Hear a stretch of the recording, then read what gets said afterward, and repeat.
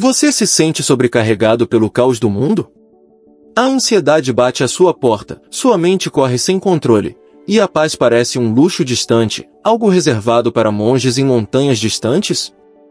Você reage exageradamente a pequenos problemas, sentindo-se drenado pela negatividade alheia, pelas pressões do trabalho e pelas incertezas do futuro? Você se vê preso em ciclos de raiva, frustração ou tristeza, incapaz de encontrar um centro calmo? E se eu lhe dissesse que existe um caminho testado há milênios para construir uma fortaleza interna? Uma mente que não se quebra sob pressão.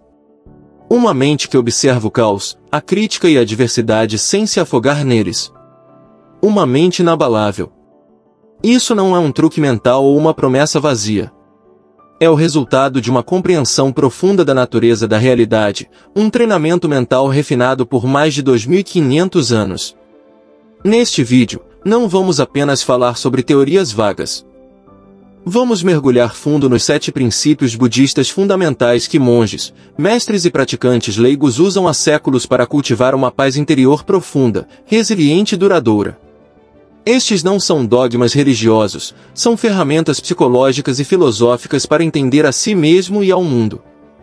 Se você está pronto para parar de ser refém das circunstâncias, das emoções passageiras e das opiniões alheias, e começar a jornada para dominar sua própria mente e encontrar a verdadeira paz, fique comigo.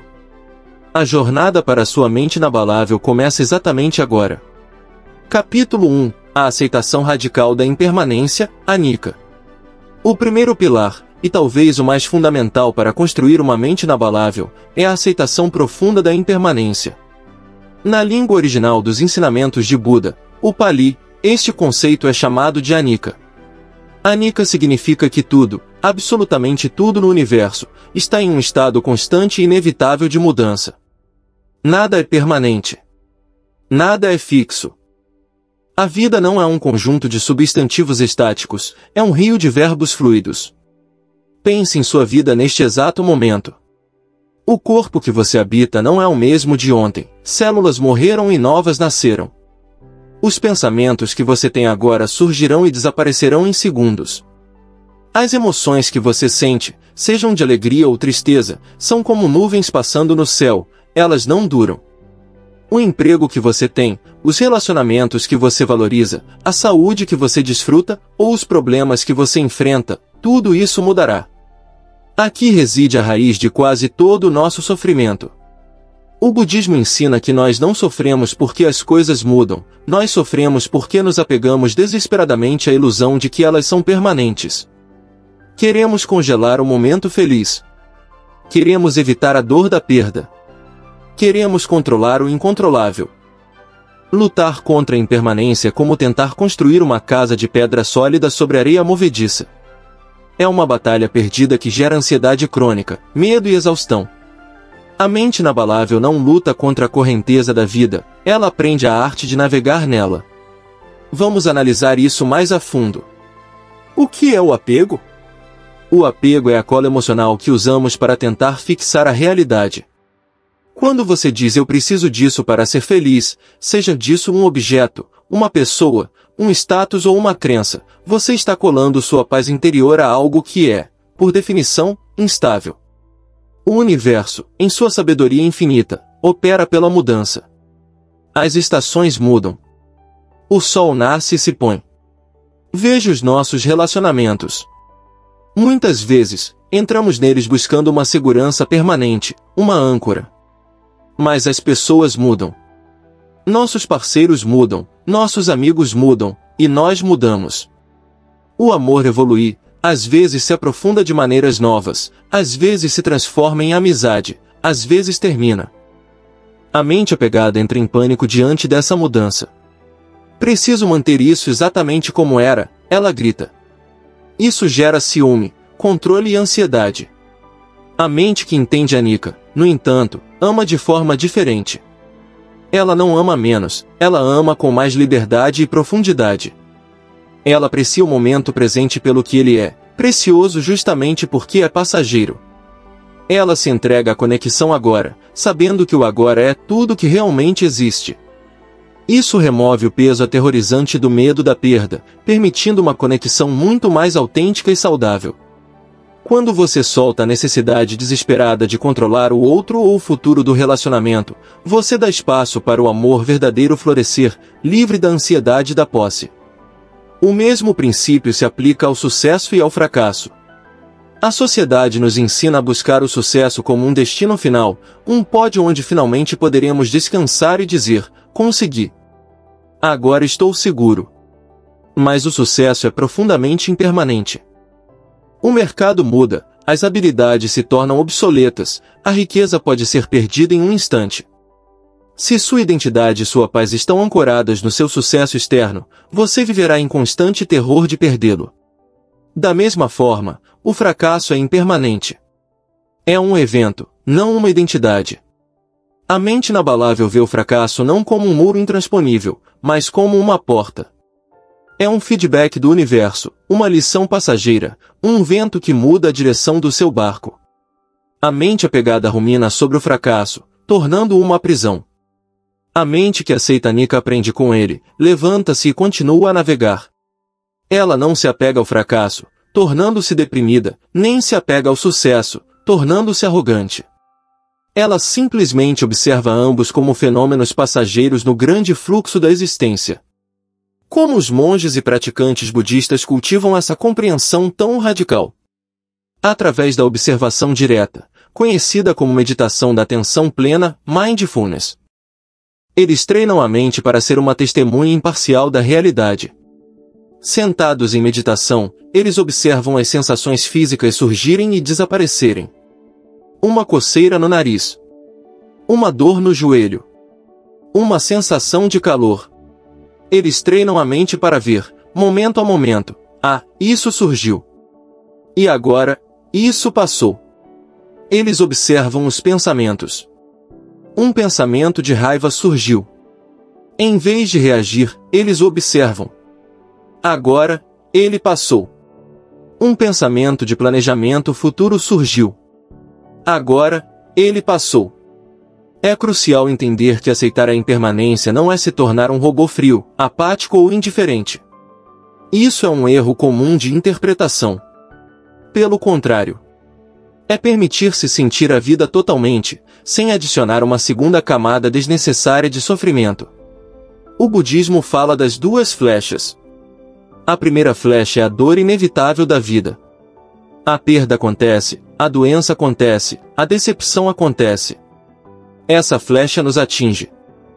A segunda flecha, no entanto, é a que nós atiramos em nós mesmos. É a nossa resistência à realidade.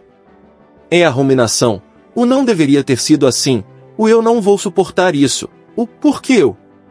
A prática de Anika é sobre sentir o impacto da primeira flecha, a dor real e humana da perda, respirar através dela, acolhê-la, e se recusar terminantemente a atirar a segunda flecha. A dor é inevitável. O sofrimento prolongado, que é a nossa resistência à dor, é opcional. Como você pode aplicar isso em sua vida hoje, agora? Comece pequeno. Observe sua xícara de café pela manhã. Sinta o calor em suas mãos, o aroma. Saiba que, em poucos minutos, ele estará frio. O momento terá passado. Aprecie-o plenamente por isso. Observe um sentimento de irritação no trânsito. Em vez de se fundir com ele, se tornar a raiva e gritar, tente observar, interessante. A sensação de irritação está aqui. Respire. Veja se ela permanece com a mesma intensidade. Ela mudará. No nosso mundo moderno, somos bombardeados com promessas de permanência. Seguros de vida, produtos anti-envelhecimento, carreiras estáveis, aplicativos de mídia social que arquivam nossas memórias para sempre. Somos viciados na ilusão de controle e permanência. É por isso que a Anika é um antídoto tão radical e necessário. A tecnologia nos dá a ilusão de que podemos parar o tempo, mas muitas vezes só aumenta nossa ansiedade quando a realidade, uma falha no sistema, uma demissão inesperada, o envelhecimento natural, quebra essa frágil ilusão. Quando você realmente internaliza a impermanência, algo mágico e paradoxal acontece. O medo diminui. A ansiedade sobre o futuro perde sua força, porque você entende que o futuro é apenas uma série de agoras impermanentes que você não pode controlar. O arrependimento sobre o passado também diminui, porque você entende que o passado se foi e não pode mais ser agarrado. Você se torna leve. Você para de carregar o peso do ontem e a ansiedade do amanhã. Você começa a viver plenamente no único lugar onde a vida realmente acontece, o momento presente. A mente inabalável não é uma mente rígida como uma rocha, é uma mente fluida como a água. Adaptável, resiliente e livre, que dança com a mudança em vez de ser esmagada por ela. Este é o primeiro e mais crucial passo na sua jornada para a paz interior. Se essa primeira chave para a paz interior ressoou com você, se você sentiu um vislumbre da liberdade que a aceitação da impermanência pode trazer, por favor, demonstre seu apoio deixando seu like neste vídeo. É muito importante para nós. E se você ainda não faz parte da nossa comunidade de buscadores, inscreva-se no canal e ative o sino. Temos mais 9 capítulos profundos vindo em seguida, e você não vai querer perder nenhum deles na sua jornada para transformar sua mente. Este conhecimento que compartilhamos é transformador, mas sabemos que a verdadeira mudança requer compromisso e energia. Muitas pessoas buscam a paz, mas poucas estão dispostas a investir ativamente nesse caminho. Capítulo 2. A verdadeira causa do sofrimento, Dukkha. No capítulo anterior, estabelecemos a fundação de toda a realidade, a impermanência, ou anicca. Vimos que tudo muda, tudo flui, e que a nossa tentativa de nos agarrarmos a momentos, pessoas ou coisas é a fonte da nossa ansiedade. Mas isto levanta uma questão mais profunda: se a mudança é apenas uma lei neutra do universo, como o clima ou a gravidade, por que é que ela nos magoa tanto? Por que é que a impermanência se traduz em angústia, estresse e uma sensação de insatisfação crônica? A resposta é o segundo pilar dos ensinamentos budistas, Dukkha. Dukkha é uma palavra em Pali que é frequentemente traduzida como sofrimento, mas o seu significado é muito mais vasto e subtil. Sim, inclui a dor óbvia, a dor da doença, da perda, da velhice. Mas Dukkha é também a ansiedade subtil que paira no fundo da sua mente num dia perfeitamente normal. É o tédio que você sente numa tarde de domingo. É a irritação no trânsito. É a sensação de que falta algo mesmo depois de você ter conseguido o que queria. É o estresse de manter uma reputação, o desconforto de uma conversa difícil, a inquietação que nos faz verificar o telemóvel a cada 30 segundos. Dukkha, na sua essência, é a insatisfatoriedade fundamental e penetrante da vida não examinada. É o atrito constante entre o que nós queremos que a realidade seja e o que a realidade é. O Buda, no seu primeiro grande ensinamento, não disse apenas a vida é sofrimento. Ele fez algo muito mais revolucionário, agindo como um médico preciso. Primeiro, ele identificou o sintoma, Dukkha. Depois, naquilo que é conhecido como a segunda nobre verdade, ele deu um diagnóstico exato da sua causa. A causa de Dukkha, disse ele, é a tanha. Esta palavra significa sede, desejo, avidez ou apego. Aqui está a mecânica exata da nossa mente. Nós sofremos não porque as coisas são impermanentes, anicca, mas porque nos agarramos a elas, tanha, apesar de elas serem impermanentes.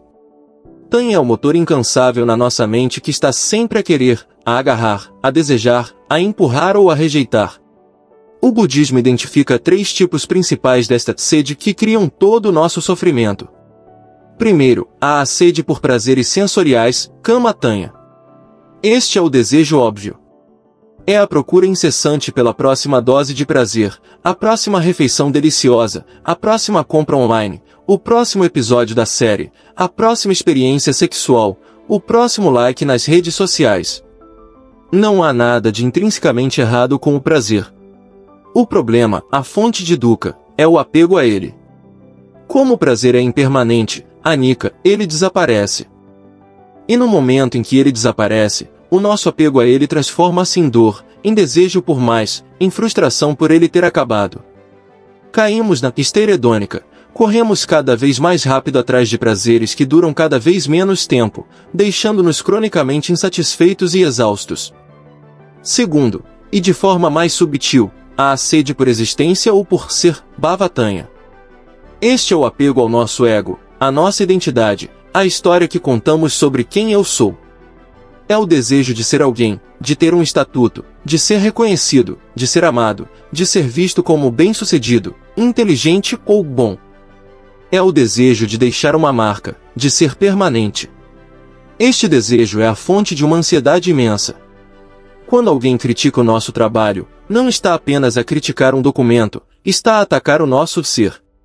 Quando falhamos num projeto, não é apenas um evento, é uma ameaça à nossa identidade de pessoa competente. Vivemos com medo de sermos expostos, de sermos ninguém. A mente inabalável compreende que esta identidade, este eu, é também uma construção impermanente. Agarrarmos-nos a ela é como tentar agarrar fumo. Terceiro, a sede por não existência ou autoaniquilação, Vibhavatanha. Este é o outro lado da moeda, a aversão. É o eu não quero. Eu não quero sentir esta ansiedade. Eu não quero estar neste emprego aborrecido. Eu não quero lidar com esta pessoa difícil. Eu não quero sentir esta dor nas costas. É o desejo de aniquilar, de afastar as experiências desagradáveis. Gastamos uma quantidade incrível de energia mental a resistir à realidade. Esta resistência é o próprio sofrimento. Relembremos a metáfora das duas flechas que mencionamos. A primeira flecha é a dor inevitável da vida, um pneu furado, uma crítica, uma dor de cabeça. É um facto. Dukkha, o sofrimento real, é a segunda flecha, aquela que nós disparamos contra nós mesmos. É a nossa reação mental, alimentada por Tanha. A primeira flecha dói. A segunda flecha diz, isto não pode estar a acontecer. Por que a mim? Eu não suporto isto. Eu quero que isto pare já. Esta segunda flecha é a aversão, Vibhavatanha, e é ela que transforma a dor em sofrimento crônico. Uma mente inabalável não é uma mente que magicamente impede que as primeiras flechas da vida a atinjam. Isso é impossível. Uma mente inabalável é aquela que foi treinada para parar de disparar a segunda, terceira e quarta flechas em si mesma. Como? Através da observação atenta. O praticante budista não tenta destruir o desejo, isso seria apenas mais aversão. Em vez disso, ele aprende a observar o desejo, Tanha, quando ele surge na mente. Quando a irritação surge no trânsito, em vez de se tornar a raiva, a mente treinada nota, aqui está a sensação de aversão. O desejo de que a realidade fosse diferente. Interessante. Quando surge o impulso de verificar o Instagram, a mente nota, aqui está a sede por estímulo. O desejo por prazer sensorial. Ao observar o desejo em vez de obedecê-lo cegamente, algo extraordinário acontece. Criamos um espaço. Um espaço entre o impulso e a ação. Nesse espaço, reside a nossa liberdade. Percebemos que o desejo é apenas mais um fenômeno impermanente, anicca. É um pensamento. É uma sensação no corpo.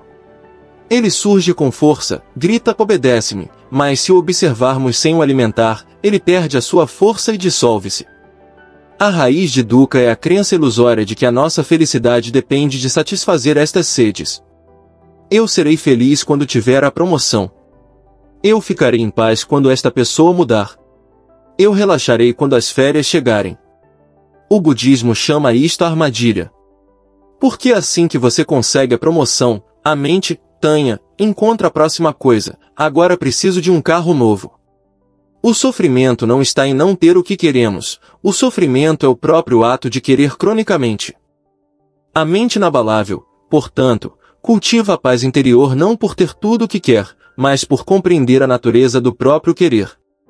Ela solta a sua dependência de condições externas para ser feliz. Ela encontra contentamento no agora, mesmo que o agora não seja perfeito, porque compreende que a luta contra o agora é a única fonte verdadeira da sua angústia. Este é o diagnóstico. Nos próximos capítulos, começaremos a explorar a cura. Se este diagnóstico profundo sobre a causa da nossa insatisfação diária fez sentido para você, se você reconheceu o motor do desejo na sua própria mente, mostre o seu apoio e ajude esta mensagem a chegar a mais pessoas. Por favor, deixe o seu like agora mesmo. E se você está comprometido em aprender a cura, inscreva-se no canal e ative as notificações, pois a jornada para desarmar Dukkha está apenas a começar. Capítulo 3. O caminho do meio. A cura para os extremos. Nos nossos capítulos anteriores, agimos como médicos. Primeiro, identificamos a condição universal da realidade. Tudo é impermanente, anicca. Segundo, diagnosticamos a doença. A nossa insatisfação crônica, dukkha, é causada diretamente pela nossa tentativa incessante de nos agarrarmos ao que é impermanente, um impulso que chamamos de sede ou desejo, tanha. Agarramo-nos ao prazer, kama tanha, e resistimos ferozmente à dor, vibhava tanha. Este diagnóstico pode parecer sombrio. Se estamos presos entre o desejo e a aversão, parecemos condenados a sofrer. Mas o Buda não era um pessimista, ele era um pragmático. A sua terceira nobre verdade é talvez a mensagem mais esperançosa da história humana: existe uma cura. O sofrimento, dukkha, pode cessar. Ao compreender a natureza do desejo, tanha, podemos pará-lo. Mas como? Se nos entregarmos a todos os nossos desejos, caímos no hedonismo, e como vimos, isso só gera mais desejo e exaustão. Se tentarmos aniquilar todo o desejo através da força bruta, da negação e da autopunição, caímos no ascetismo, que é apenas o outro lado da mesma moeda, aversão. A quarta nobre verdade do Buda é a receita, a prescrição médica para esta doença. É o caminho prático para a paz interior, conhecido como o nobre caminho óctuplo. E o princípio orientador de todo este caminho, o próprio coração de uma mente inabalável, é o que o Buda chamou de o caminho do meio. A história da iluminação do próprio Buda é a ilustração perfeita deste princípio. Siddhartha Gautama, antes de ser o Buda, viveu nos dois extremos que a humanidade conhece. Primeiro, ele viveu como um príncipe, no extremo do hedonismo. O seu pai, o rei, tentou protegê-lo de toda a dor. Ele vivia num palácio cercado de luxos, prazeres sensoriais, música, banquetes e beleza. Ele tinha tudo que a sede por prazer, kama tanha, poderia desejar. No entanto, ele sentia uma profunda insatisfação. Ele percebeu que todo aquele prazer era vazio, passageiro, anicca, e, o mais importante, era uma defesa frágil contra as verdades inevitáveis da velhice, da doença e da morte. O hedonismo não lhe trouxe paz, apenas o entorpeceu temporariamente. Então, ele fez o que muitas pessoas fazem quando se sentem culpadas pelo excesso, foi para o outro extremo. Ele abandonou o palácio e tornou-se um asceta na floresta. Ele abraçou o extremo da autonegação. Ele jejuou até os seus ossos se destacarem da pele. Ele meditou sobre cadáveres em decomposição para cultivar a aversão ao corpo. Ele prendeu a respiração até sentir dores excruciantes. Ele tentou matar o seu ego e o seu corpo à força, acreditando que a dor era o caminho para a pureza espiritual. Ele estava a praticar a sede por não existência, vibhava tanha. Depois de 6 anos disto, ele quase morreu de fome e fraqueza. Ao desmaiar perto de um rio, ele teve a sua grande revelação: nenhum dos extremos funcionava. O luxo entorpecia a mente. A autopunição destruía o corpo e obscurecia a mente com dor e fraqueza. Ele percebeu que a mente e o corpo não são inimigos a serem punidos, nem mestres a serem obedecidos cegamente. São um instrumento.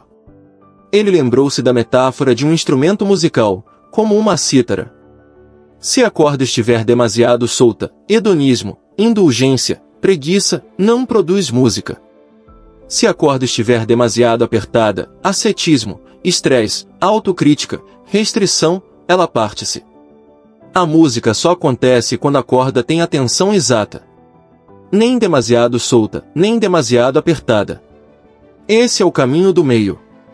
Uma mente inabalável não é uma mente que se recusa a sentir prazer, nem uma mente que se afoga em dor. É uma mente que encontrou o ponto de equilíbrio. Não é apatia, a apatia é uma corda demasiado solta. É equanimidade. A equanimidade, o PECA, que exploraremos mais tarde, é a capacidade de observar o prazer sem se agarrar a ele, e observar a dor sem resistir a ela. É o olho calmo do furacão. No nosso mundo moderno, vivemos constantemente nestes dois extremos. Num fim de semana, estamos no extremo do hedonismo, binge-watching de séries durante 8 horas, comer fast food em excesso, beber demasiado, rolar o feed do Instagram infinitamente, procurando a próxima dose de dopamina. Sentimos-nos vazios e exaustos na segunda-feira. Então, vamos para o outro extremo, o do ascetismo moderno, a cultura do hustle, trabalho exaustivo, dietas punitivas que nos fazem sentir miseráveis, rotinas de exercício que levam à lesão, e um diálogo interno de autocrítica feroz onde nos chicoteamos por qualquer falha. O caminho do meio budista é um antídoto radical para esta loucura moderna. Não é sobre autocuidado indulgente, nem sobre autopunição. É sobre sabedoria. No que diz respeito à comida, não é a gula, hedonismo, nem a restrição anorética, ascetismo. É comer para nutrir o corpo, com atenção plena, apreciando o sabor sem se tornar escravo dele. No que diz respeito ao trabalho, não é a preguiça, hedonismo, nem o burnout, ascetismo. É o esforço correto, o trabalho focado e diligente, seguido do descanso adequado. No que diz respeito às emoções, não é a supressão, ascetismo, onde fingimos que não estamos zangados ou tristes. E não é a expressão dramática, hedonismo, onde nos tornamos a nossa raiva e destruímos tudo à nossa volta. O caminho do meio é reconhecer a emoção com clareza. A raiva está aqui, senti-la no corpo sem julgamento e deixá-la passar sem agir destrutivamente. Este equilíbrio é a mente inabalável. Mas como alcançamos na prática? O Buda não disse apenas encontrem o equilíbrio. Ele deu um manual de treino detalhado, passo a passo, o nobre caminho óctuplo. Este caminho não é um conjunto de mandamentos, mas sim um guia holístico para viver. É composto por 8 fatores interligados, que se apoiam mutuamente, e que se dividem em 3 grandes áreas de treino: sabedoria, pana, conduta ética, sila, e treino mental, samadhi. O caminho inclui, na sabedoria, visão correta e intenção correta. Na conduta ética, fala correta, ação correta e meio de vida correto. E no treino mental, esforço correto, atenção plena correta e concentração correta. Nos próximos capítulos, vamos dissecar os elementos mais cruciais deste caminho para a construção da sua mente inabalável. Não é um caminho de negação, mas de clareza. Não é um caminho de rigidez, mas de equilíbrio. É o caminho que liberta a corda do instrumento da sua mente, afinando-a para que ela possa finalmente tocar a música da paz. Se esta ideia do caminho do meio ressoou consigo, se você está cansado de oscilar entre os extremos da indulgência e da autopunição, então, por favor, deixe o seu like neste vídeo. É o seu apoio que nos permite afinar esta mensagem. E se você quer aprender os passos práticos deste caminho, inscreva-se no canal e ative o sino. A sua jornada pela receita da paz interior está prestes a ficar muito mais clara e prática. Capítulo 4. O poder da visão correta, a bússola da mente. Começamos a nossa jornada pelo caminho do meio. Exploramos o diagnóstico, a nossa insatisfação, dukkha, vem de nos apegarmos, tanha, ao que é impermanente, anicca. Exploramos a solução, um caminho de equilíbrio, nem indulgente nem punitivo. Agora, chegamos ao primeiro passo prático desse caminho. É o primeiro item do nobre caminho óctuplo e é, sem número dúvida, o mais importante. É a fundação sobre a qual todos os outros 7 passos são construídos.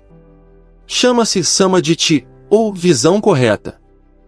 O que é a visão correta? Simplificando, é a bússola da sua mente. É o mapa que você usa para navegar na realidade. Imagine que você está perdido numa floresta densa e quer chegar à montanha mais alta, que representa a paz interior. Se o seu mapa estiver errado, se ele mostrar o norte onde na verdade é o sul, não importa o quão rápido você ande, esforço correto, o quão bem você fale, fala correta, ou o quão focado você esteja, concentração correta. Você apenas irá mais rápido na direção errada, afundando-se ainda mais na floresta. Todo o seu esforço será em vão, porque a sua visão fundamental da realidade está distorcida. A visão correta, portanto, não é sobre ser correto no sentido de ser moralmente superior. É sobre ser preciso. É sobre ver as coisas como elas realmente são, e não como nós desejamos, tememos ou fomos condicionados a vê-las. A mente inabalável não é construída sobre pensamento positivo ou negação. Ela é construída sobre uma clareza cristalina. Então, o que significa ver as coisas como elas realmente são, segundo o budismo? Primeiro, significa internalizar profundamente os conceitos que já discutimos. Anicca, tudo é impermanente. Dukkha, o apego a essa impermanência causa sofrimento. E Anatta, a ideia de um eu fixo e separado é uma ilusão, algo que exploraremos mais tarde. Mas a visão correta vai além. O seu componente mais prático e revolucionário é a compreensão profunda da lei de causa e efeito, conhecida no budismo como karma ou karma.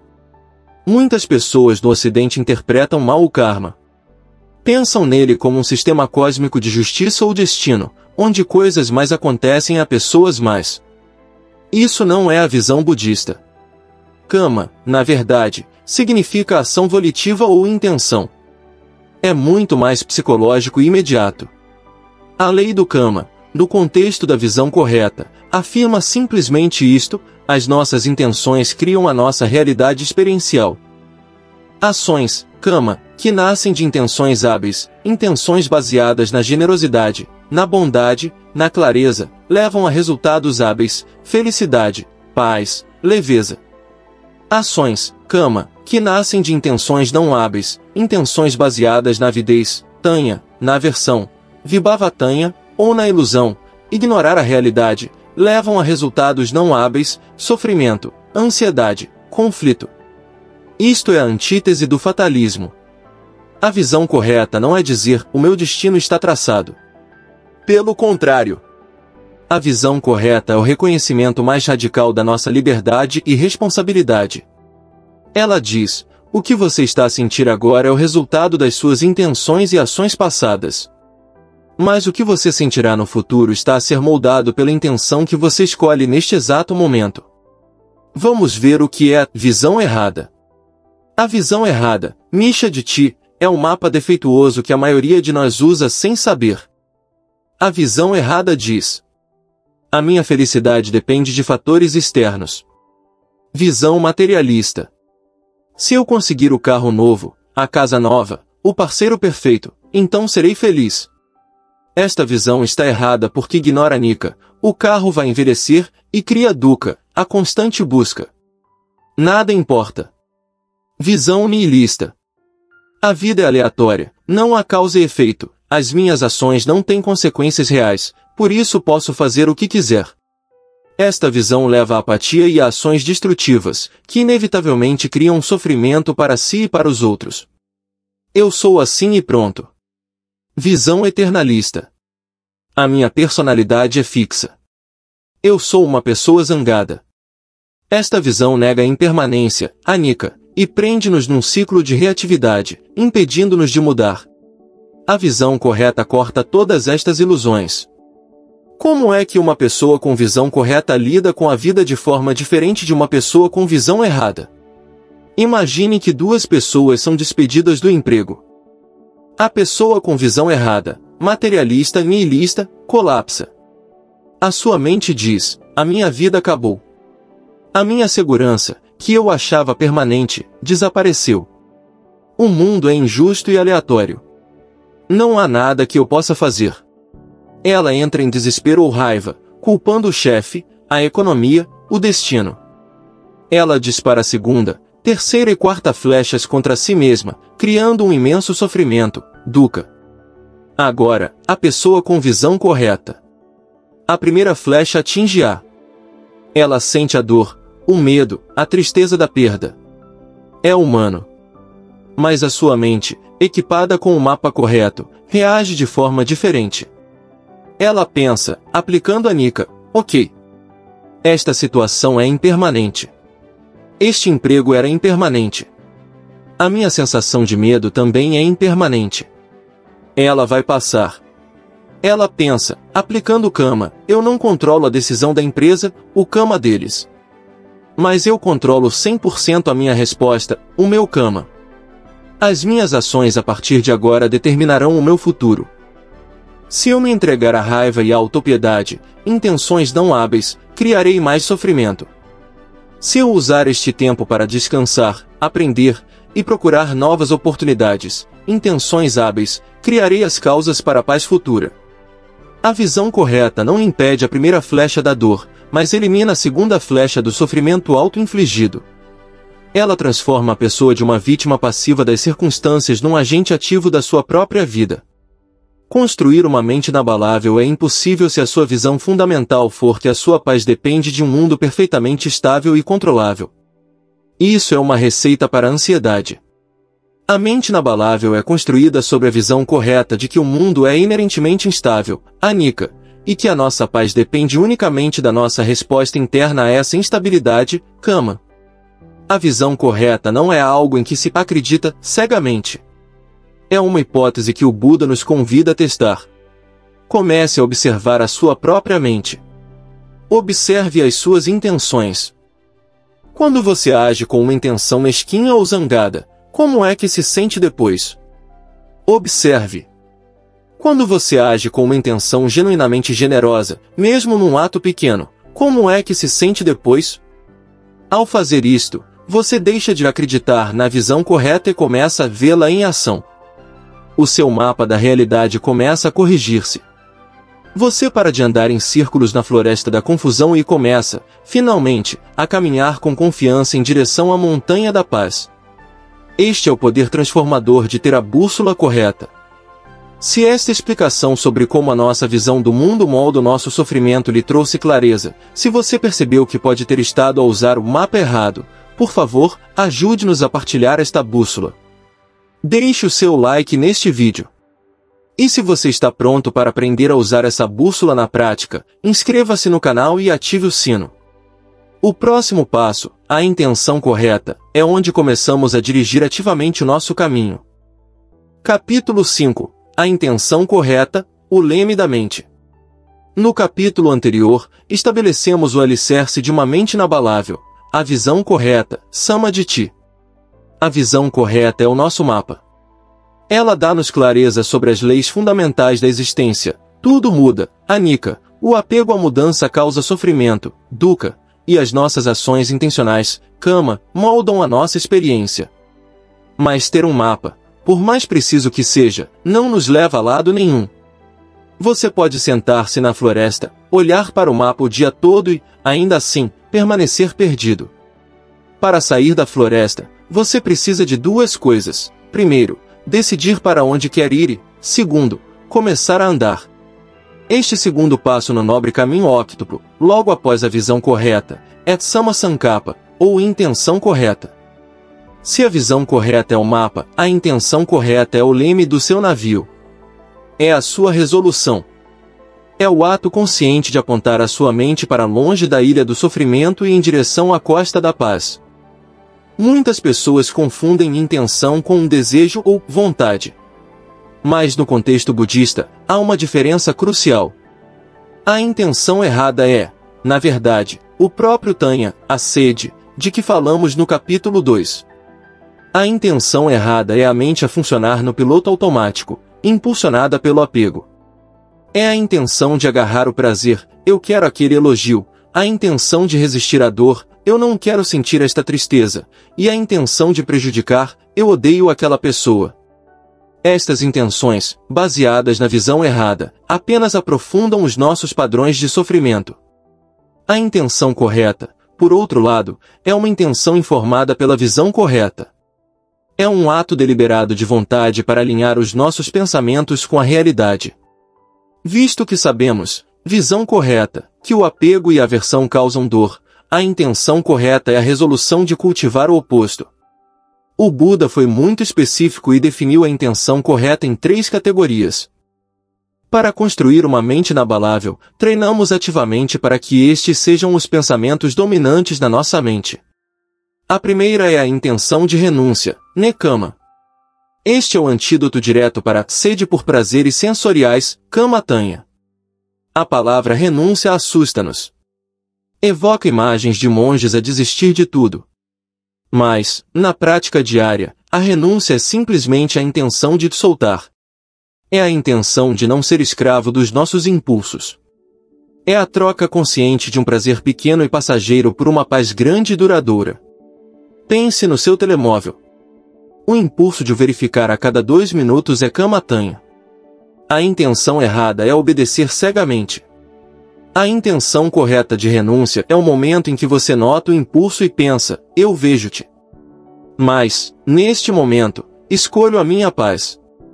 Escolho estar presente. Você não está a renunciar ao seu telemóvel para sempre, você está a renunciar ao seu poder sobre a sua mente naquele momento. Quando você sente o impulso de comer o terceiro pedaço de bolo, não porque tem fome, mas por tédio ou ansiedade, a renúncia é a intenção que diz, eu procuro paz, não um alívio temporário que me trará desconforto mais tarde. É a intenção de se libertar do ciclo viciante do desejo. Cada vez que você pratica esta renúncia momentânea, você enfraquece o músculo do apego e fortalece o músculo da liberdade. A segunda é a intenção de boa vontade, abhyapada. Este é o antídoto direto para a sede por não existência ou aversão, vibhava-tanha, e para a raiva. É a resolução ativa de não alimentar pensamentos de má vontade, ressentimento ou ódio.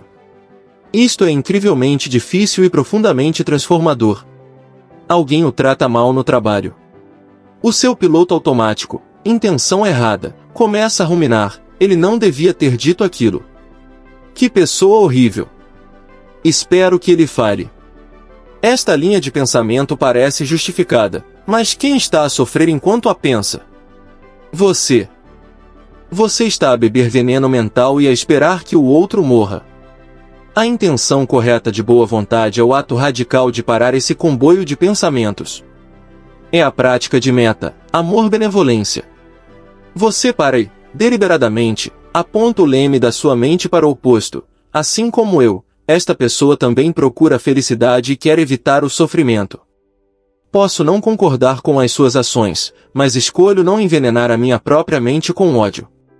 Que eu esteja em paz. Que ele, ou ela, também encontre a paz. Isto não é ser um capacho. Não significa que você não estabeleça limites ou não tenha conversas difíceis, como veremos na fala correta. Significa que você o faz a partir de um lugar de clareza e boa vontade, não de um lugar de raiva reativa. A raiva é fogo, a boa vontade é água. Uma mente inabalável é uma mente fresca, não uma mente em chamas. A terceira é a intenção de não crueldade ou compaixão, aviúça. Este é o antídoto para a intenção de prejudicar ou ser violento. É a intenção ativa de karuna, compaixão. Isto aplica-se aos outros, a resolução de não causar dano físico ou mental a outros seres. Mas, crucialmente, aplica-se a si mesmo. Para muitos de nós, o nosso maior agressor é o nosso próprio crítico interno. Quando cometemos um erro, a nossa intenção errada é a autocrueldade. És estúpido. Nunca vais acertar. És um fracasso. Esta é uma violência mental que infligimos a nós mesmos. É a segunda, terceira e quarta flechas. A intenção correta de não crueldade é a voz da autocompaixão. Quando você falha, esta intenção redireciona a mente. Isto foi um erro. Errar é humano. Foi doloroso. Que eu possa aprender com isto. Que eu possa ser gentil comigo mesmo neste momento de dificuldade. Uma mente inabalável não pode ser construída sobre uma fundação de auto-ódio. A compaixão por si mesmo não é uma desculpa para o mau comportamento, é o solo fértil de onde a verdadeira mudança e a resiliência podem crescer. A intenção correta, portanto, é um trabalho ativo, de 24 horas por dia.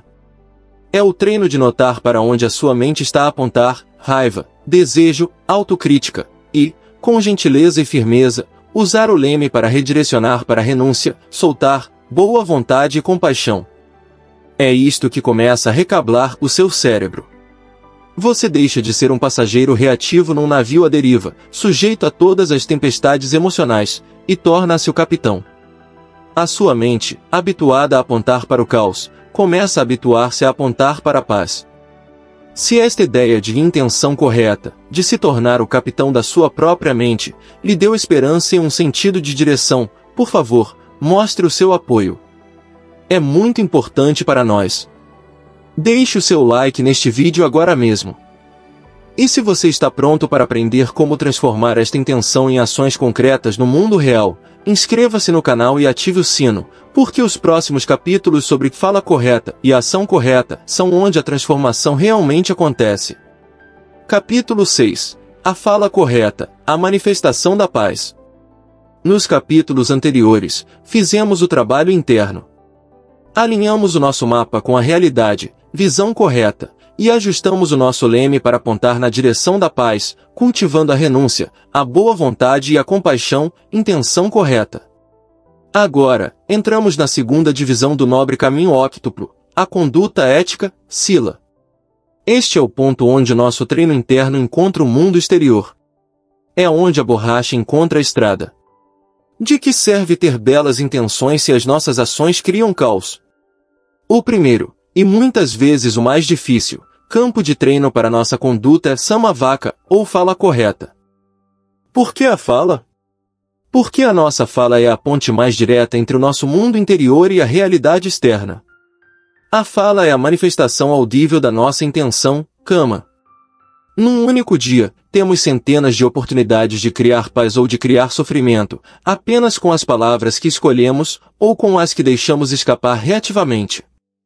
Muitos de nós meditamos durante 1 hora pela manhã, sentindo-nos calmos e centrados, apenas para perder toda essa paz na primeira conversa telefônica difícil, na primeira reunião estressante ou na primeira discussão familiar. A fala descuidada é o ralo por onde a nossa paz interior vaza.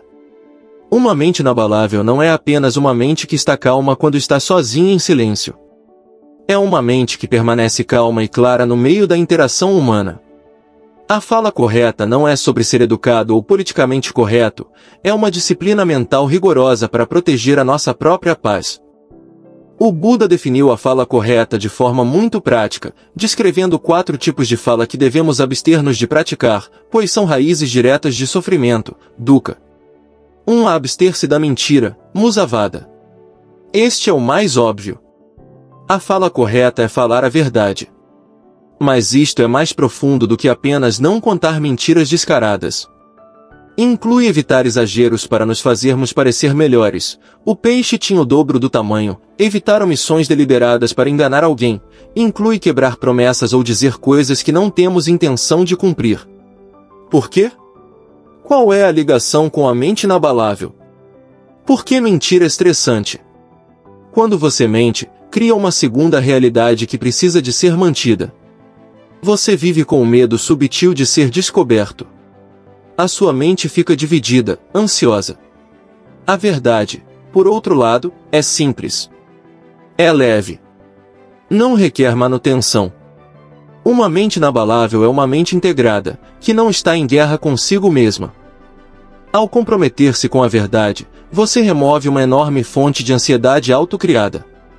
Você constrói uma reputação de integridade, o que simplifica imensamente os seus relacionamentos. 2. Abster-se da fala divisiva, pisunaya vakaya. Isto é fofoca, calúnia, levar e trazer. É falar mal de uma pessoa a outra para criar discórdia. É tentar secretamente virar aliados contra inimigos. É a linguagem da divisão. Isto nasce diretamente de intenções não hábeis, como aversão, não gostamos de alguém, ou desejo, queremos sentir-nos superiores ou parte de um grupo interno. A fala divisiva é um veneno poderoso. Destrói a confiança nas equipas, nas famílias e nas amizades. E, crucialmente, polui a nossa própria mente. Ao focarmos nos defeitos dos outros, treinamos a nossa mente para ver o negativo. Tornamo-nos cínicos e desconfiados. A mente inabalável procura a harmonia. A fala correta, no seu aspecto positivo, é falar de forma a unir as pessoas, a encorajar a reconciliação e a celebrar as qualidades positivas dos outros. 3. Abster-se da fala áspera, Farusaya Vakaya. Isto é qualquer linguagem destinada a magoar, insultos, sarcasmo cruel, gritos, humilhação, linguagem abusiva. É a raiva, aversão, tornada a som. Esta é, talvez, a forma mais comum como perdemos o nosso centro. Alguém nos fecha no trânsito, e gritamos um insulto. Um colega comete um erro, e usamos um tom sarcástico para o diminuir. Cada vez que usamos a fala áspera, estamos a reforçar o nosso próprio padrão de reatividade. Estamos a disparar a segunda flecha. O alívio momentâneo de descarregar a raiva é pago com um preço alto, a perda da nossa paz, sentimentos de culpa posteriores e a escalada do conflito. A mente inabalável entende que a fala áspera é um sinal de fraqueza, não de força. É um sinal de que perdemos o controle. A fala correta, pelo contrário, é gentil. É escolher palavras que são suaves, reconfortantes e construtivas, mesmo quando se entrega uma mensagem difícil. 4. Abster-se da conversa fútil, sanfapapalapa. Isto é tagarelice. É falar por falar. É a conversa fiada sem fim, a especulação sobre celebridades, o queixume crônico sobre o tempo, a política ou o trabalho, sem qualquer intenção de encontrar uma solução. É o ruído mental verbalizado. Por que é que isto é um problema? Porque dissipa a nossa energia mental. A nossa capacidade de foco e concentração, samadhi, que é essencial para uma mente inabalável, é limitada. A conversa fútil é como ter uma fuga num pneu. Ela esvazia nossa mente de energia e clareza. Muitas vezes, falamos porque estamos desconfortáveis com o silêncio. A mente inabalável, no entanto, valoriza o silêncio nobre.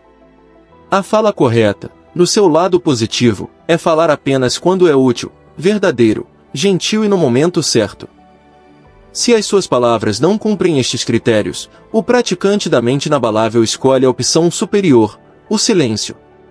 Este silêncio não é constrangedor, é um silêncio cheio de presença e paz. A fala correta não é sobre censura ou sobre tornar-se um robô socialmente inapto. É o oposto. É sobre trazer atenção plena, mindfulness, para as nossas interações. Antes de falar, a mente treinada faz uma pausa de uma fração de segundo e pergunta: isto é verdade? Isto é gentil? Isto é útil ou necessário? Este é o momento certo para o dizer. Se a resposta for não a alguma destas, muitas vezes a melhor ação é o silêncio. Ao praticar isto, você transforma a sua fala. Deixa de ser uma reação automática da sua ansiedade, raiva ou ego, e torna-se uma expressão consciente da sua paz. Você deixa de ser um criador de drama e torna-se uma fonte de clareza e calma no seu ambiente. Se esta disciplina da fala correta lhe mostrou uma forma prática de proteger a sua paz interior no dia a dia, se você percebeu o quanto a fala descuidada lhe tem custado, por favor, ajude esta mensagem a ser ouvida. Deixe o seu like neste vídeo. E se você está pronto para levar este treino para o próximo nível, para as nossas ações físicas, inscreva-se no canal e ative o sino. O próximo capítulo é sobre como alinhar o nosso corpo com a nossa mente. Capítulo 7. A ação correta. O corpo como o templo da paz. Depois de termos começado a purificar a nossa fala, tornando-a verdadeira, gentil e útil, fala correta, o nobre caminho óctuplo leva-nos naturalmente ao nosso próximo campo de treino, Sammakam Manta, ou ação correta. Se a fala correta é sobre o que sai da nossa boca, a ação correta é sobre o que fazemos com o nosso corpo. Juntamente com a fala correta e o meio de vida correto, que veremos a seguir, a ação correta forma o tripé da conduta ética, Sila. Para muitos, a ideia de ética ou moralidade vem carregada de culpa, julgamento e dogmas religiosos. No budismo, a abordagem é radicalmente diferente. A conduta ética não é seguida para agradar a um deus ou para ganhar pontos para uma vida após a morte. A ética budista é puramente psicológica e pragmática. É um conjunto de diretrizes de treino pessoal concebidas para fazer uma coisa, proteger a sua mente da agitação e do remorso. O objetivo é simples: viver de uma forma que não crie sofrimento desnecessário para si mesmo ou para os outros. A ação correta é a prática de garantir que as suas ações físicas sejam uma fonte de paz, e não de arrependimento. Por quê? Porque uma mente inabalável não pode ser construída sobre uma fundação de ações prejudiciais. É impossível sentar-se para meditar e encontrar a paz se a sua mente estiver a arder com a culpa de ter magoado alguém, a ansiedade de ter roubado algo, ou a agitação de ter agido de forma destrutiva. O remorso é o inimigo da concentração, samadhi. A ação correta, portanto, é a prática de limpar o terreno, removendo os espinhos do arrependimento para que a paz possa crescer. Tal como na fala correta, o Buda foi muito específico e definiu a ação correta através de 3 abstenções principais. São os preceitos fundamentais que os praticantes budistas, monges e leigos, seguem há milênios. 1. Abster-se de tirar a vida, Panatipata Veramani. Este é o preceito de não matar, de praticar a não violência, Ahimsa. No seu nível mais óbvio, isto significa não matar seres humanos ou animais. Isto cultiva um profundo respeito pela vida. Mas, tal como na fala correta, podemos olhar para isto de uma forma mais sutil e psicológica. Como é que tratamos o nosso próprio corpo? A nossa própria vitalidade? Muitos de nós, embora não sejamos violentos para com os outros, somos incrivelmente violentos para com nós mesmos. Praticamos a ação errada contra o nosso próprio corpo. Comemos alimentos que sabemos que nos fazem mal, ação destrutiva. Dormimos pouco, levando o corpo à exaustão, ação destrutiva. Usamos substâncias, álcool em excesso, drogas, que destroem ativamente a nossa saúde física e clareza mental, ação destrutiva. Uma mente inabalável precisa de um veículo saudável. A ação correta, neste contexto moderno, é a prática de tratar o seu corpo não como um inimigo a ser punido ou uma máquina de prazer a ser explorada até a exaustão, mas como um templo. É o único lugar que você tem para praticar, para viver, para encontrar a paz. A ação correta é a intenção de nutrir o seu corpo, de movê-lo com respeito, de lhe dar o descanso de que ele precisa. Ao fazer isto, você não está a ser vaidoso, está a remover as fontes físicas de agitação, dor e doença que perturbam a sua mente. 2. Abster-se de tomar o que não é dado, Adinadana Veramani. Isto é, simplesmente, não roubar. No nível literal, é óbvio, não tirar propriedade que pertence a outros. Por quê? Novamente, é psicológico. O ato de roubar nasce da avidez, Tanha, eu quero isto, eu não o tenho, vou tirá-lo. Este ato cria medo. Medo de ser apanhado.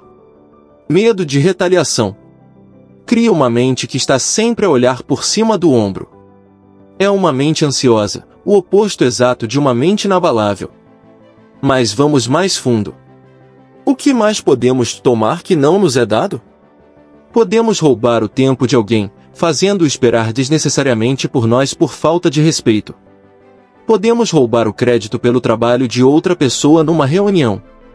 Podemos roubar a atenção de alguém, interrompendo-o constantemente, tomando o espaço que não nos foi oferecido. Podemos roubar recursos da empresa onde trabalhamos, levando para casa mais do que o justo, usando o tempo da empresa para projetos pessoais de forma excessiva. Todas estas ações, por mais pequenas que pareçam, vêm de uma mente de escassez e desejo. Cada vez que tomamos o que não é livremente dado, reforçamos a mentalidade de eu contra eles, criando separação e ansiedade. A mente inabalável, pelo contrário, cultiva a generosidade, dana. A ação correta não é apenas não roubar, o seu lado positivo é dar livremente. Dar o seu tempo, a sua atenção, o seu louvor, os seus recursos. A generosidade é o antídoto direto para a avidez, Tanha. Uma mente generosa é uma mente aberta, relaxada e rica. É uma mente em paz. 3. Abster-se de má conduta sexual, Kamezumi Shakara Veramani. Este preceito é frequentemente mal interpretado. No contexto budista, não é sobre puritanismo. É sobre evitar que a energia sexual, que é poderosa, se torne uma fonte de sofrimento, dukkha. Refere-se a não usar a sexualidade de forma a causar dano a si mesmo ou a outros. Isto inclui, obviamente, adultério, que causa imensa dor, quebra de confiança e cria uma teia de mentiras, violando a fala correta, e medo, violando a paz mental. Inclui qualquer forma de exploração, assédio ou ação sexual não consensual. Num sentido mais pessoal, isto aplica-se a como nos relacionamos com a nossa própria sede por prazer sensorial, cama-tanha. É sobre não nos tornarmos escravos dos nossos impulsos sexuais. É sobre não usar outras pessoas como meros objetos para nossa gratificação, ignorando a sua humanidade e os seus sentimentos. É sobre não consumir pornografia de uma forma que crie expectativas irreais e nos desconecte da intimidade humana real. A ação correta na sexualidade é sobre trazer consciência e compaixão para esta área da vida. É sobre procurar conexão, respeito mútuo e intimidade, em vez de apenas uma gratificação momentânea e impessoal que, muitas vezes, nos deixa sentir mais vazios e desconectados do que antes. Em suma, a ação correta, não matar, não roubar, não praticar má conduta sexual, é o grande não perturbe que colocamos na porta da nossa mente. Ao seguir estas diretrizes, paramos de cometer as ações físicas grosseiras que garantidamente destroem a nossa paz. Limpamos o nosso karma, limpamos a nossa consciência. Este é o fundamento ético essencial. Sem ele, toda a meditação do mundo não conseguirá acalmar uma mente que está ativamente a semear as sementes da sua própria agitação. Se esta abordagem prática da ação correta, como uma ferramenta para proteger a sua própria paz mental, faz sentido para si, se você vê como as suas ações diárias podem estar a sabotar a sua calma, por favor, dê-nos o seu apoio. Deixe o seu like neste vídeo. E se você está pronto para o passo final da conduta ética, aquele que liga a nossa paz ao nosso trabalho diário, inscreva-se no canal e ative o sino. O meio de vida correto é o próximo. Capítulo 8. O meio de vida correto, trabalhar em paz. Até agora, na nossa exploração da conduta ética, Sila, limpamos o nosso discurso, fala correta, e as nossas ações físicas, ação correta. Aprendemos a não mentir, a não roubar, a não causar danos. Construímos uma base de integridade para proteger a nossa paz mental do remorso e da agitação. Agora, chegamos ao terceiro e último pilar desta fundação ética, Samajiva, ou meio de vida correto. Este é, para o ser humano moderno, talvez o componente mais desafiador e relevante de todo o caminho. O que é o meio de vida correto? É o reconhecimento budista de que a forma como passamos a maior parte do nosso tempo acordados, a forma como ganhamos o nosso sustento, tem um impacto profundo e inegável na nossa capacidade de encontrar a paz. Passamos 8, 10, por vezes 12 horas por dia no nosso trabalho. Se esse trabalho estiver fundamentalmente em conflito com os nossos valores mais profundos, como podemos esperar ter uma mente inabalável? Se o nosso trabalho nos obriga a violar a fala correta ou a ação correta, como podemos sentar-nos em meditação à noite e encontrar silêncio? É como tentar construir uma casa de areia enquanto a maré está a subir. O Buda foi, como sempre, muito pragmático. No nível mais básico, o meio de vida correto significa evitar profissões que, pela sua própria natureza, causam danos e violam os preceitos. Ele listou 5 tipos principais de trabalho a evitar. Comércio de armas, lucrar com a violência e a destruição. Comércio de seres vivos, isto incluía o tráfico de escravos, mas hoje podemos estendê-lo à exploração humana. Comércio de carne, em larga escala, como no matadouro lucrar com o ato de tirar a vida. Comércio de venenos, substâncias destinadas a matar ou prejudicar. Comércio de intoxicantes, lucrar com a venda de substâncias, como álcool ou drogas, que causam a perda da atenção plena e levam à negligência. Para a mente inabalável, a lógica é cristalina. Se o seu salário depende diretamente de causar sofrimento, a sua mente nunca estará livre da mancha kármica e psicológica dessa ação. Você estará a criar as causas do sofrimento, dukkha, para os outros, inevitavelmente, para si mesmo. Mas e para a maioria de nós, que não somos traficantes de armas ou venenos? O meio de vida correto tem uma aplicação muito mais subtil e profunda. O meio de vida correto não é apenas sobre o que você faz, mas sobre como você o faz. O seu trabalho obriga-o a mentir? Violação da fala correta.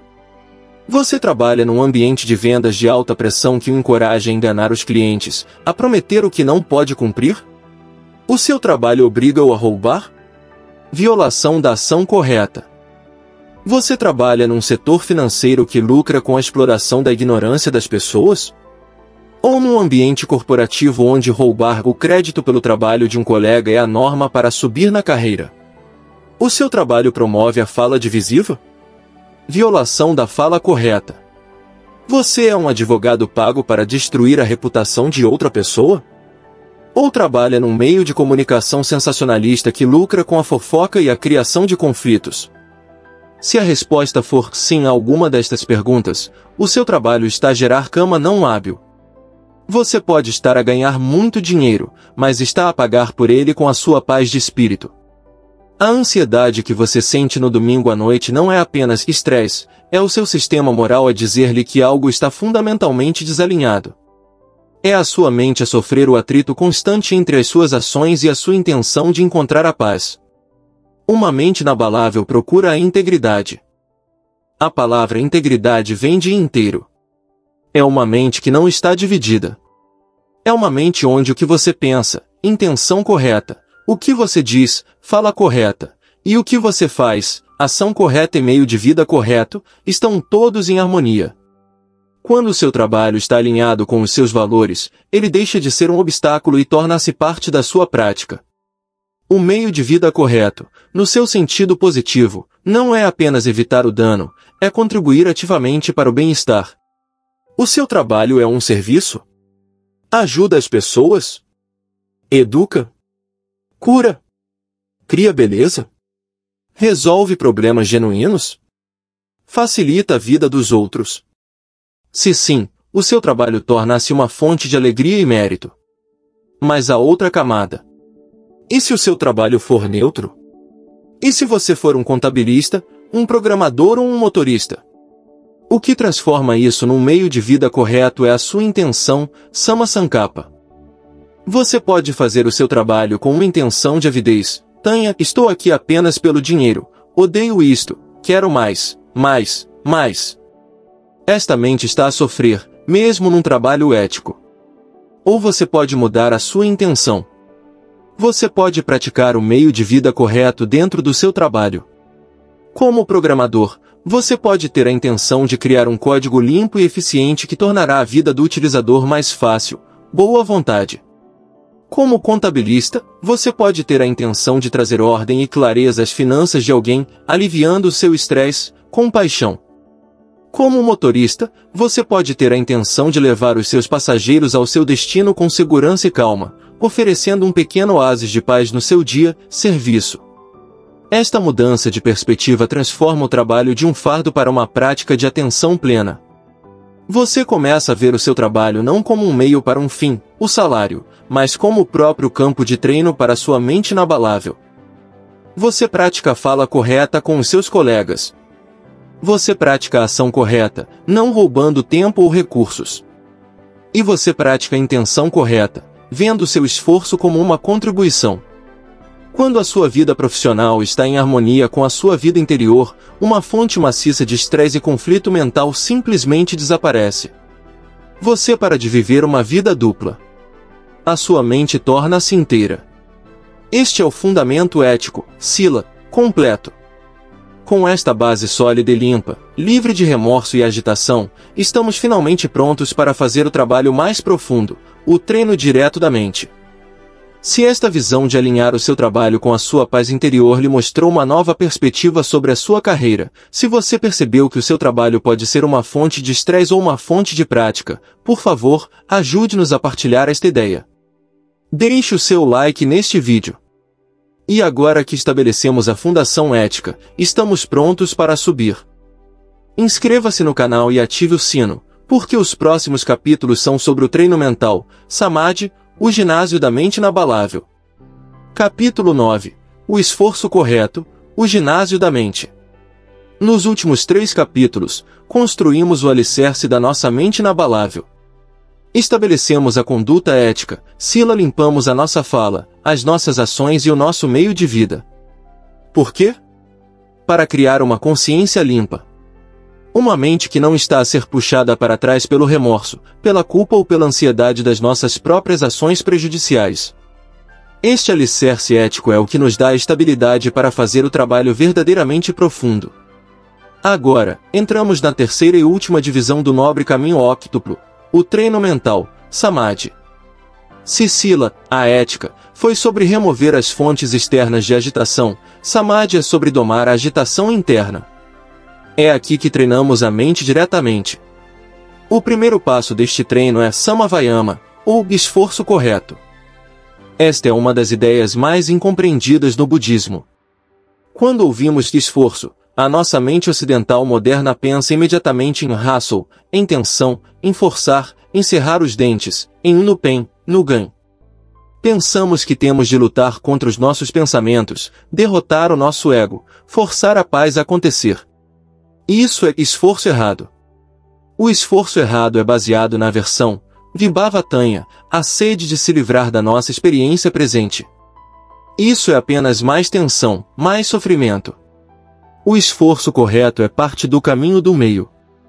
É a corda da cítara afinada na tensão perfeita. Não é a corda solta, preguiça, apatia, deixar a mente correr solta no caos, isso é que esforço errático.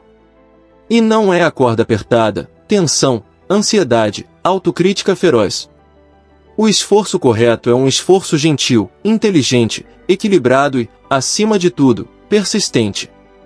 É a intenção alegre e constante de cultivar o bem-estar. O Buda comparou a nossa mente a um jardim. Sem qualquer esforço, o jardim será naturalmente dominado por ervas daninhas, os nossos padrões mentais habituais de raiva, avidez, medo, ruminação. Uma mente inabalável não acontece por acaso, é um jardim que é ativamente cuidado. O esforço correto é o trabalho do jardineiro.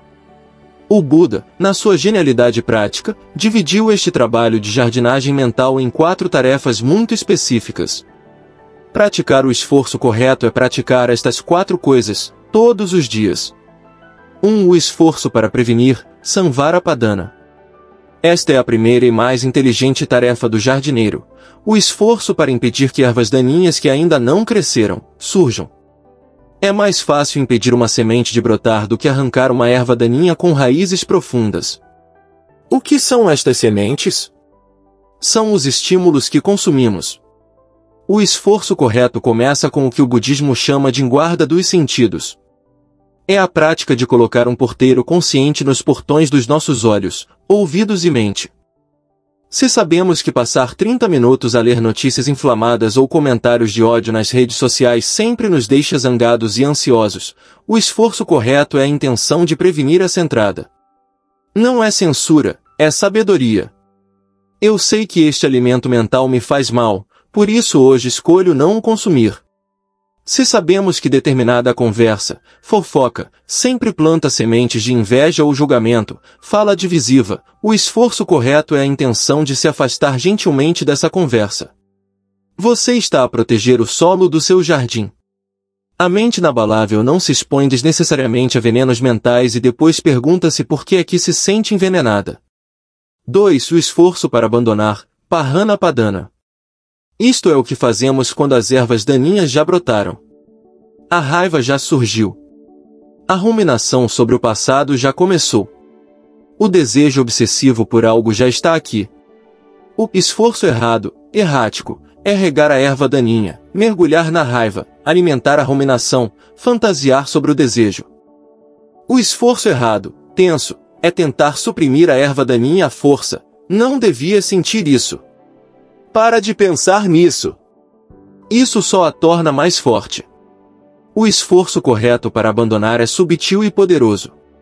É a prática de, primeiro, reconhecer a erva daninha com atenção plena, mindfulness, aqui está a raiva. Segundo, aceitar a sua presença sem julgamento, está tudo bem que ela esteja aqui. Terceiro, não a alimentar. Você retira o seu envolvimento. Você não segue a história que a raiva está a contar. Você traz a sua atenção para outra coisa, para a sua respiração, para a sensação dos seus pés no chão, para o que está à sua frente. Quarto, aplicar um antídoto. Se a mente está presa na raiva, aversão, por alguém, Você aplica ativamente a boa vontade, intenção correta. Você planta deliberadamente um pensamento de compaixão ao lado da erva daninha da raiva.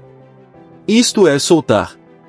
Você não arranca a erva daninha com violência, você deixa murchar por falta de alimento, atenção.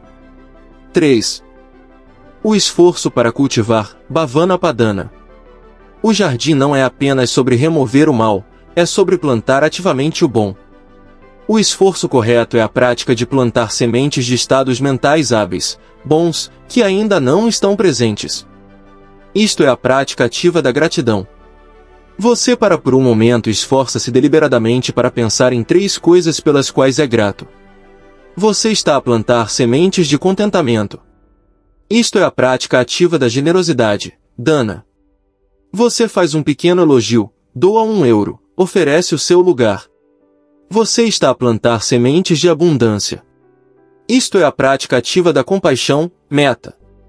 Você pensa no ente querido e deseja-lhe ativamente o bem. Que ele seja feliz. Que ela esteja em paz. Estes não são apenas pensamentos bonitos. Você está ativamente a criar novos caminhos neurais. Você está a semear as flores que você quer ver no seu jardim.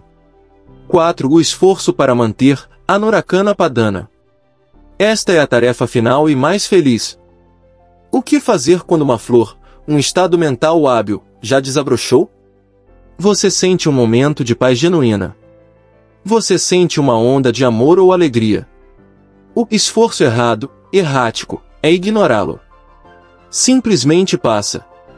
O esforço errado, tenso, é agarrá-lo. Tenha, ó meu Deus, isto é tão bom, não quero que acabe, o que imediatamente cria ansiedade e destrói a própria paz que você estava a sentir. O esforço correto para manter é saborear sem agarrar. É como cheirar uma rosa. Você não tenta agarrar o aroma. Você simplesmente aprecia-o plenamente enquanto ele está lá. Ah, isto é paz. Que bom! Você descansa nesse sentimento. Você dá-lhe a sua atenção gentil. Você está a regar a flor, a fortalecer as suas raízes, tornando mais provável que ela floresça novamente. Estes 4 esforços são o ginásio diário da mente inabalável. Não é um evento único. É uma prática constante, gentil e diligente. É o que transforma a mente de um terreno baldio caótico num santuário cultivado. É o motor que impulsiona todo o caminho. Se esta ideia do esforço correto, de ser um jardineiro gentil mais persistente da sua própria mente, lhe deu um plano de ação prático, por favor, ajude-nos a cultivar esta mensagem. Deixe o seu like neste vídeo. E se você está pronto para a ferramenta mais importante desta jornada, a ferramenta que nos permite ver as ervas daninhas e as flores, inscreva-se no canal e ative o sino. O próximo capítulo é sobre a atenção plena correta, Mindfulness. Capítulo 10. A atenção plena correta, o farol da consciência. Chegamos ao coração da prática. Ao longo desta jornada, diagnosticamos a nossa inquietação, dukkha, compreendemos as suas causas, tanya, anicca, e exploramos o nobre caminho óctuplo como a cura. Construímos o nosso alicerce ético, sila, limpando a nossa fala, ação e meio de vida, para que a nossa consciência pudesse estar livre de remorso. No último capítulo, aprendemos sobre o esforço correto, samavayama, o trabalho de ser um jardineiro diligente da nossa mente, prevenindo ervas daninhas, abandonando as existentes, cultivando flores e mantendo-as. Mas isto levanta a questão mais importante de todas: como é que o jardineiro vê o jardim? Como é que sabemos quando uma erva daninha, um pensamento de raiva, está a começar a brotar? Como é que notamos uma flor, um momento de paz, para podermos regar? Como é que sequer sabemos que estamos perdidos em pensamentos sobre o passado ou o futuro, em vez de estarmos a viver no presente? A resposta é a ferramenta mais poderosa de todo o caminho. É o 7º passo, e o pináculo do treino mental. É Samasati, ou atenção plena correta. Se o esforço correto é o motor, a atenção plena correta é o farol que ilumina a estrada. O que é Sati? A palavra em Pali é frequentemente traduzida como atenção plena, mas o seu significado literal é mais próximo de memória ou recordação. Isto é crucial. Não é uma memória do passado. É o ato de se recordar de voltar. Recordar-se de quê? Recordar-se de estar aqui. Recordar-se de acordar do transe do pensamento automático. A nossa mente, por defeito, é uma máquina do tempo. Passa 99% do dia ou a ruminar sobre o passado, criando depressão e arrependimento, ou a ensaiar ansiosamente o futuro, criando estresse e medo. A atenção plena correta é o treino de, gentilmente mas com firmeza, trazer a consciência de volta ao único lugar onde a vida realmente existe, o momento presente. Mas, tal como no esforço correto, existe uma atenção plena errada. Um atirador furtivo à espera do seu alvo tem uma atenção plena imensa. Um ladrão a arrombar um cofre está totalmente focado. Mas esta é uma atenção plena ao serviço da avidez, tanha, ou da aversão, vibhava-tanha. É uma atenção plena que visa obter algo ou destruir algo. A atenção plena correta, samasati, é completamente diferente. É uma atenção plena que está ancorada na visão correta, a compreensão de anicca, dukkha, e ao serviço da intenção correta, a intenção de soltar, de ter boa vontade, de ter compaixão. Não é uma consciência fria e analítica. É uma consciência calorosa, aberta e, acima de tudo, não julgadora. É a qualidade de um cientista curioso ou de uma avó amorosa, simplesmente observar o que é, sem tentar mudá-lo ou criticá-lo. É o espaço onde a cura acontece. O Buda não deixou isto ao acaso. Ele deu um manual de treino explícito para a atenção plena, conhecido como os 4 fundamentos da atenção plena. É assim que treinamos a mente inabalável. 1. Atenção plena do corpo, Kayanupassana. Esta é a nossa âncora. Por que o corpo? Porque o corpo, ao contrário da mente, está sempre no presente. O seu corpo não pode estar na próxima semana. Não pode estar no ano passado. Está aqui, agora. A âncora mais famosa é a respiração. A prática é simplesmente sentir a sensação do ar a entrar e a sair. Não é pensar sobre a respiração, é senti-la. Quando a mente vagueia, e ela vai vaguear, é o que ela faz. O treino não é criticar-se, eu sou péssimo nisto. O treino é notar que vagueou e, com a gentileza de quem pega num passarinho caído, trazê-la de volta à respiração. Cada retorno é uma repetição no ginásio da mente. Isto estende-se a sentir os pés no chão enquanto caminha. Sentir a água quente nas mãos enquanto lava a louça. Isto retira-nos da prisão da nossa cabeça e traz-nos para a realidade. É também aqui que notamos as emoções. A raiva não é uma história, é uma tensão no maxilar, um calor no peito. A ansiedade é um aperto no estômago. Ao observá-las como sensações físicas, anicca, elas perdem o poder de nos raptar. 2. Atenção plena das sensações, Vedananupassana. Este é o ponto mais crítico de toda a prática. É aqui que o sofrimento, dukkha, nasce ou morre. A cada segundo, a nossa mente está a rotular a experiência, agradável, desagradável ou neutro. A nossa mente não treinada reage instantaneamente e automaticamente. Se é agradável, a mente agarra-se, tenha mais disto. Não acabes. Se é desagradável, a mente rejeita, vibhava-tanha, tira-me daqui. Eu odeio isto. Se é neutro, a mente fica entediada e procura um estímulo, ilusão. Este é o ciclo da reatividade. A atenção plena correta quebra este ciclo. A mente treinada simplesmente nota o tom, uma sensação desagradável, uma dor no joelho, ponto. Em vez de lutar, ela apenas observa com curiosidade. Uma sensação agradável, um sabor doce, ponto. Em vez de se agarrar, ela apenas saboreia sabendo que ela vai passar, anicca. Este é o nascimento da equanimidade. Você para de ser uma marioneta puxada pelos cordelinhos do prazer e da dor. 3. Da atenção plena da mente, Cittanupassana. Isto é virar o farol para a própria mente. É notar o estado da mente. A mente está zangada. A mente está calma. A mente está distraída. A mente está sonolenta. Isto cria uma desidentificação revolucionária. Em vez de dizer eu estou zangado, você aprende a dizer eu noto a presença de raiva na mente. Esta pequena mudança de linguagem é tudo. Você deixa de ser a tempestade e torna-se o céu vasto e calmo que observa a tempestade a passar.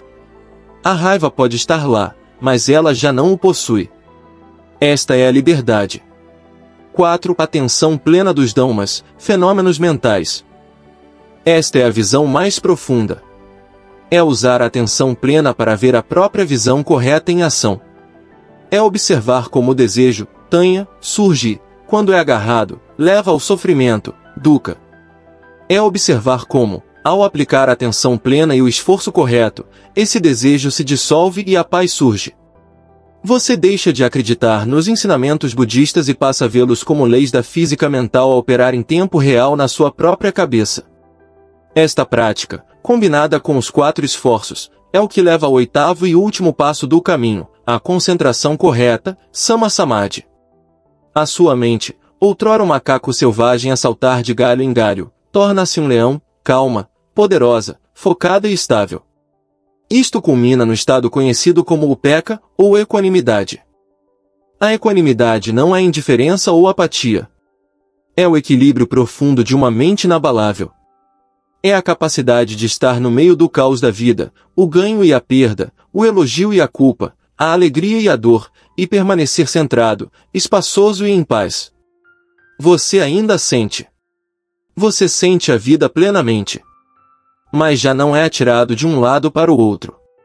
Você não é esmagado pela dor nem se torna viciado no prazer.